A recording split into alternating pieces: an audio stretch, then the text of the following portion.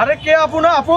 জি। আপু আপনারই তো 15 লক্ষ টাকা মিশা সওদাগর মেরে দিয়েছে না? জি ভাইয়া, সত্যি শুনেছেন। আসলে এই কথাটা? আসলেই এখন কি কি কি পদক্ষেপ নিয়েছেন একটু বলেন তো? আসলে ভাইয়া আমি তাকে ফোন কল করছি, সে আমাকে ব্লক অলরেডি মেরে রেখেছে।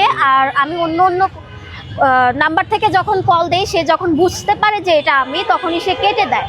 তো বেসিক্যালি মিশা যেখানেই লুকিয়ে থাকুক, বাংলাদেশের যে প্রান্তেই থাকুক, মিশা তোকে আমি একটা মেসেজ দিতে চাই, তুই আমার 15 লক্ষ টাকা তুই মেরে খেয়েছিস, এই টাকা তুই খেতে পারবি না, তুই হজম করতে পারবি না।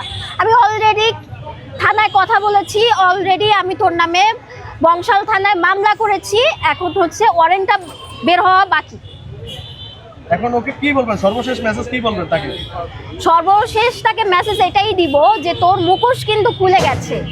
তুই ইতিপূর্বে কি কি করেছিস, অনেক অবলা নারী হয়তো মুখ ফুটে বলতে পারিনি, কিন্তু তুই আমাকে চিনিস না। আমি অবশ্যই তোর মুখোশ টেনে ছিঁড়ে হিসড়ে আমি তো আসল চেহারা সবার সামনে আমি বের করে দিব।